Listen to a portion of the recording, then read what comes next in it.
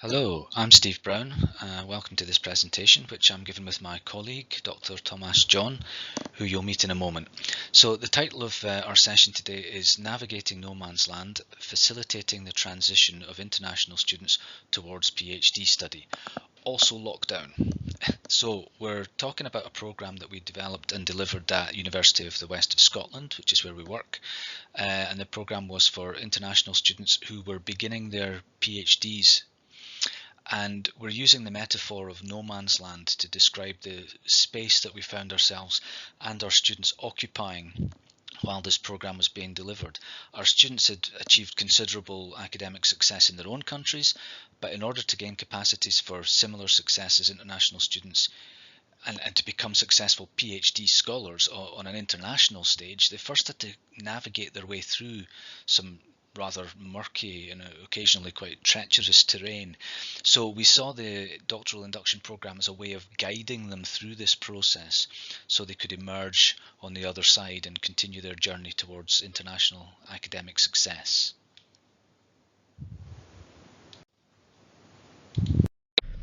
Hello, my name is Tomasz John and I'm the co-presenter. This presentation will take you on a journey through that no man's land that Steve just described. We'll begin the journey at the context and motivations for our study.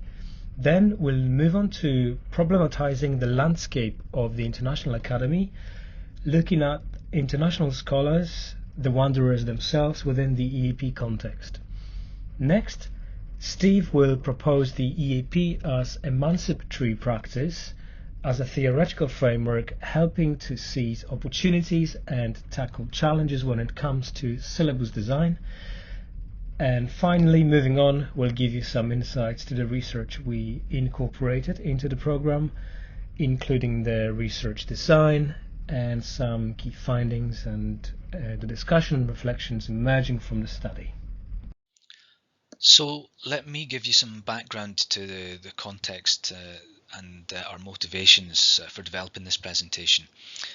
In recent years, University of the West of Scotland had received several PhD candidates who were sponsored by the Algerian embassy, and while these candidates did manage to complete their PhDs successfully, they required rather more support than supervisors are normally expected to provide.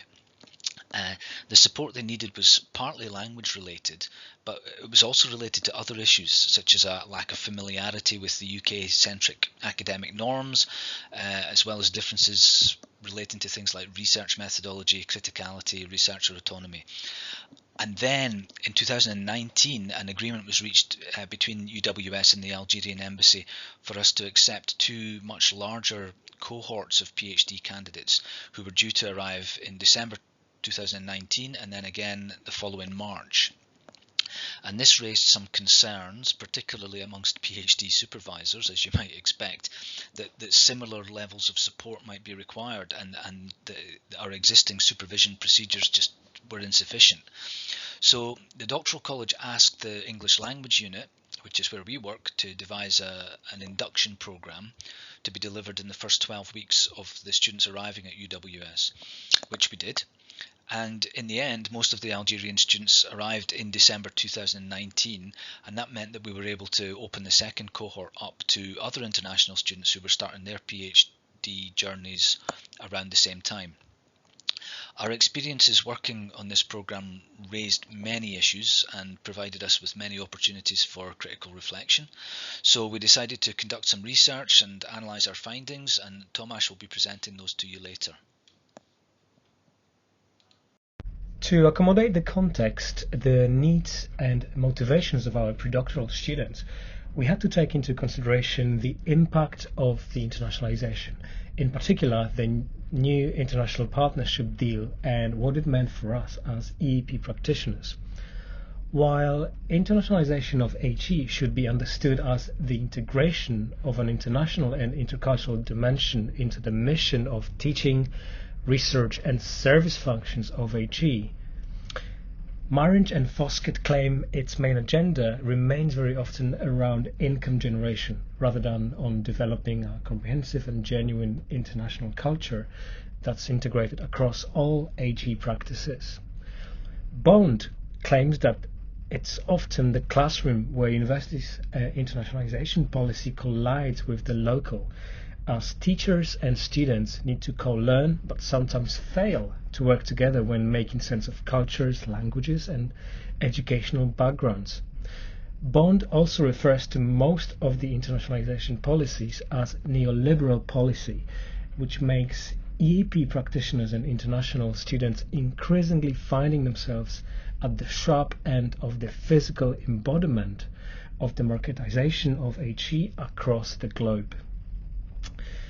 According to Chowdhury and Van Leha, English is then utilized as a product in the market where demand is constantly on the rise, and on the other, consumers, here students, acting as secondary agents, further legitimize and regularize this demand through the unconscious and impulsive adoption of its discursive maxims.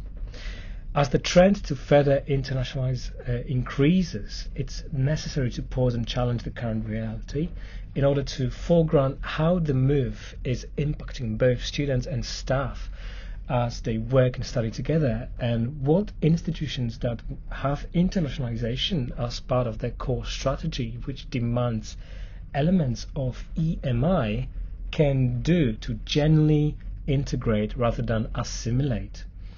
This includes developing fit-for-purpose pre-doctoral programs rather than traditional, generic and fixed pre-sessional courses focusing on embracing what international scholars bring to Western academia.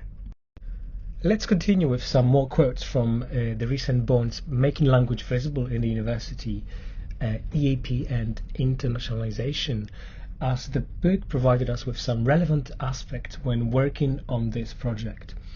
Bond argues that in order to elevate full access to the full university experience, including learning experience, as well as the social and cultural interactions to international students, language needs to be considered as a barrier to knowledge building and communication. It is then indeed the responsibility of the host institution to ensure that students can use support and development opportunities that revolve around the academic language and literacy skills that students need in order to fully engage with university study and life. Presently, though, this support, if it exists at all, is usually claimed through separate or standalone study skills or EAP units, rather than integrated within the wider main subject content learning assessed curriculum.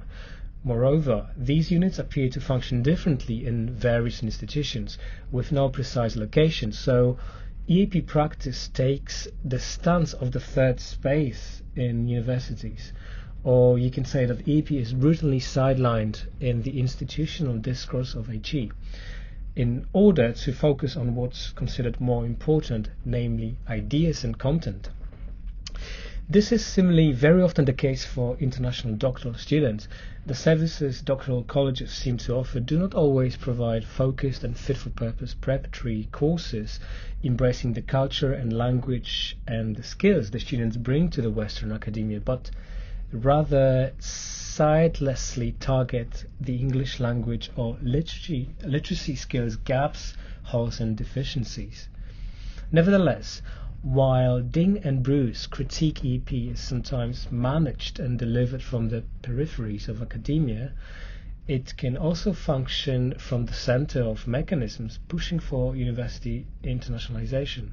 Therefore, despite the common institutional undervaluing of EP, when working to realize the potential that language can play within disciplinary paradigm, it is of great importance to match the EAP practitioner's skills and knowledge with those whose main job is the ideas and content. And we believe that the Doctoral Induction Programme was that kind of experimental hybrid. In the next section, Steve will further problematize the nature and purpose of EAP in the doctoral context. So it's our view that EAP can serve a range of different purposes depending on the approach that's taken in its design and delivery. More traditional approaches to EAP tend to follow what Chowdhury and Panleha would describe as a deficit model, in which international students are regarded as a reduced other. So any differences between them and the accepted norms of the Western university, whether they're linguistic differences or something else, are regarded as deficiencies or weaknesses. And this model also assumes that all international students have got the same deficiencies. It inevitably entails some kind of prescriptive approach, focusing on assumed weaknesses and disregarding any capacities that don't fit with the already established norm. And so this, to use Hyland's words, is a tool of institutional indoctrination, as it's only concerned with making the students comply with the expectations of those in power and nothing else. An alternative approach is one that focuses on individual empowerment, and Hyland says this takes as its main objective to empower learners by initiating them into the ways of making meanings that are valued in their target contexts. So this approach prioritizes the specific skills and capacities that students need to achieve success in their chosen fields. However, it still expects the students to continue to function within the existing system and structures of power, to quote Ingalls, and therefore that does nothing to address the injustices that exist within those structures. This creates what Fielding would describe as a benevolent but nonetheless unacceptably limiting dependency that's too often prone to deference, none of which is in any sense transformational. A third approach, though, is to regard the contribution of international students to the academy as surplus rather than deficit. Because, of course, international students can provide new perspectives for Western scholars to learn from. This approach, of course, requires some problematization of current hegemonies, and it seeks to emancipate international students from these deficit positions that the current model tends to place them in. Now, I've previously devised an analytical framework to explore the role and impact of English language teaching for migrants and how it facilitates their integration into UK life. And I know the situation here is very, very different. It's a completely different context, but we feel that this framework can still quite easily be adapted to apply to EAP and its potential to either assimilate students through a process of indoctrination, or to integrate students into the current paradigm with a view to individual empowerment, or indeed to take a far more inclusive, emancipatory approach that allows international students to challenge the hegemony of the colonised curriculum.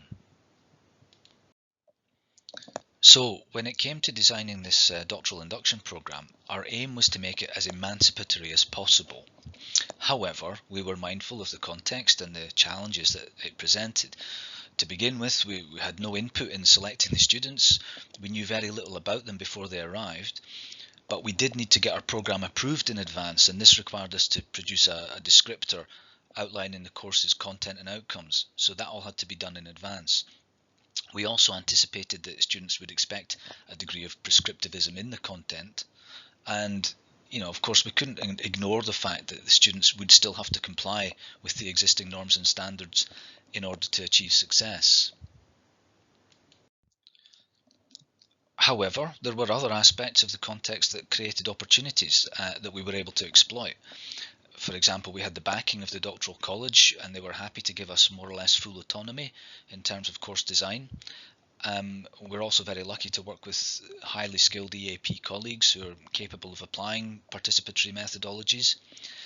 And not only that, but we knew we could also draw on the expertise of colleagues from across the whole university and use their expertise in areas that we as language teachers were maybe less skilled in. So we decided to devise a multi-componential syllabus with each component prioritising different skills or different areas. So 2 components were primarily about language development. So they had 1 class per week dedicated to listening and speaking skills, and 2 classes per week for reading and writing skills. The pedagogical approach here was largely task-based, and materials were sourced mostly from published EAP textbooks. In addition to this, though, the students met once a week for a reading discussion forum, which is basically the application of Tyson Seburn's academic reading circles. And the main purpose of this was to go beyond basic reading comprehension and instead to develop skills in reading for critical understanding. But this forum also turned out to be very effective in developing speaking and listening skills in the context of academic discussion and debate. So the students found it very useful in that respect. And then the final component focused on developing doctoral research skills, and in this component we drew heavily on the expertise of colleagues from other areas of the university to provide workshops on a very wide range of relevant topics relating to doctoral research. So this study used qualitative data collected by both authors through ethnographic fieldwork.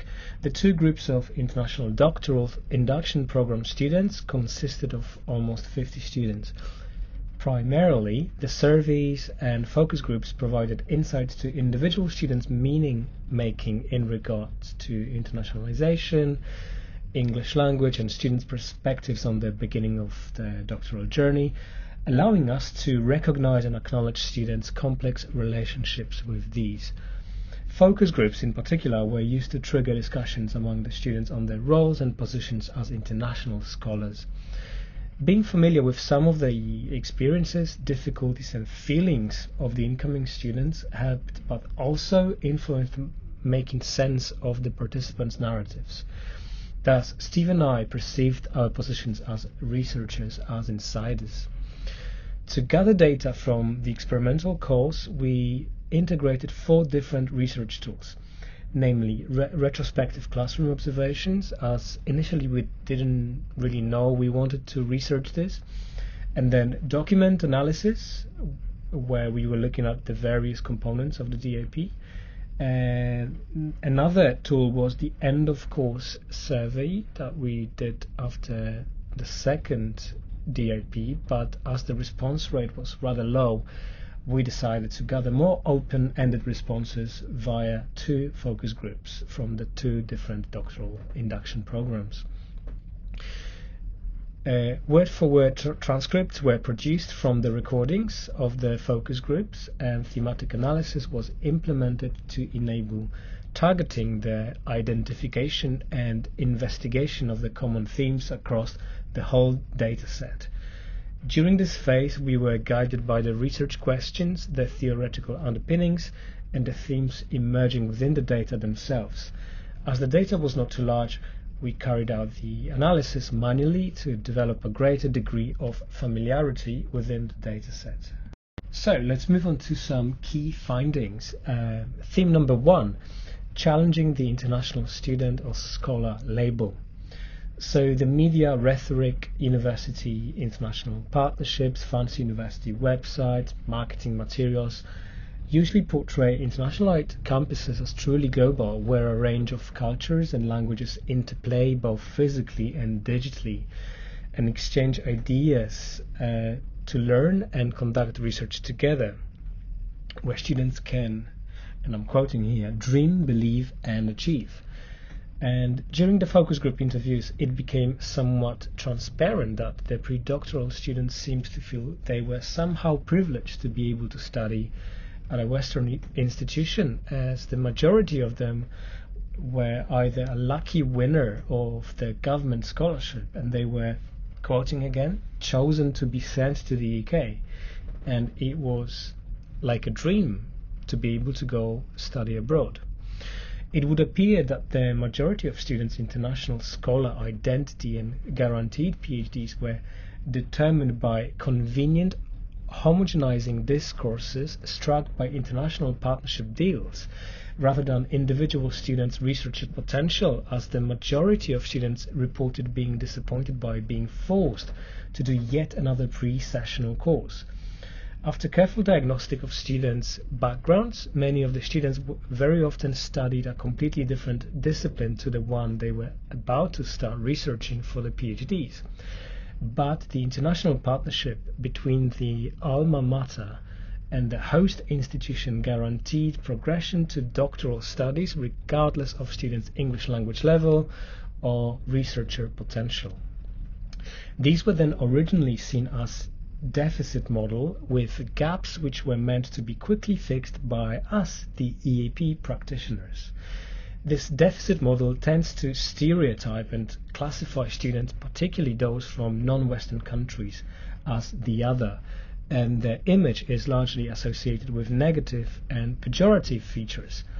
But the data collected from our doctoral students suggests that DIP helped students challenge these stereotypes. As they report, they developed key skills to succeed in academia, such as criticality, understanding plagiarism, desire to participate, motivation to continue their PhDs as a process and a dialogue.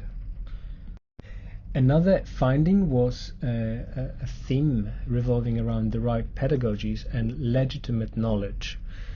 While the recent literature focuses on students reporting being recipients of an assimilationist approach where international students are expected to adapt to the pedagogical practices of the host institution instead, our data appears to contradict this, as the majority of students have focused on the benefits that international education offers, and DIP has been reported as critically conceptualizing the students as complex resources or knowledge agents and sort of partners in pedagogy. Even though the majority of students were initially disappointed they needed to do yet another pre-sessional, they soon realized the adapted, more relevant, research-based skills program was giving them a foundation to be able to plug in lots of PhD research proposal ideas. The data gathered and arranged within this theme in particular suggests that we were probably quite effective in integrating both the integration through academic capital and the emancipatory integration models, as the educational approaches the students complemented supported not only the needs-based curriculum but also co-creation of curriculum. And it was particularly visible when students continued to develop their PhD proposals in the writing and presentation skills, as well as reading comprehension. As I'm sure you will all agree, reading is sometimes considered as a skill that's taken for granted, and it's often assumed that students will simply digest all the books, journal articles we enlisted in the module handbook reading lists.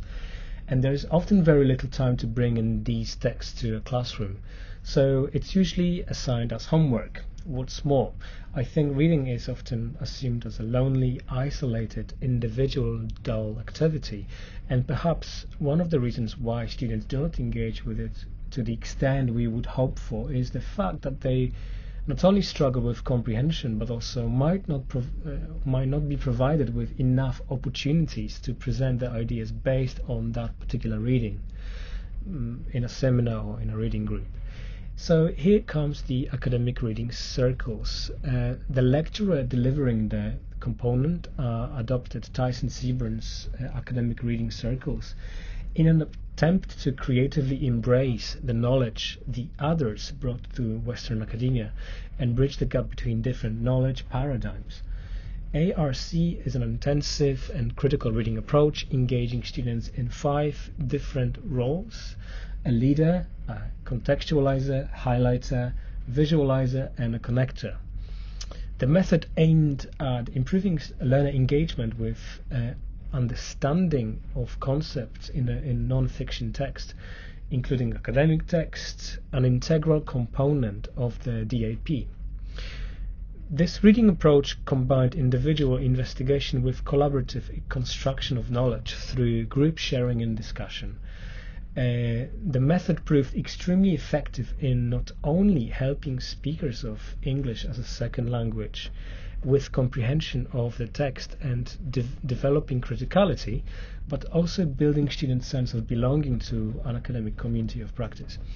One student claimed the ARC method made her discover things about herself. I know right now I'm a visualizer and I know I can study better with visuals. And then another student realized that, I'm quoting here, The ARC allowed me to express myself and experience others' points of view, and that really gave me an excellent approach to looking at something in cohesion. So, during the reading class, students took charge of selecting academic texts from their own PhD proposal key literature, and very often texts written by non-Western scholars or revolving around concepts from back home.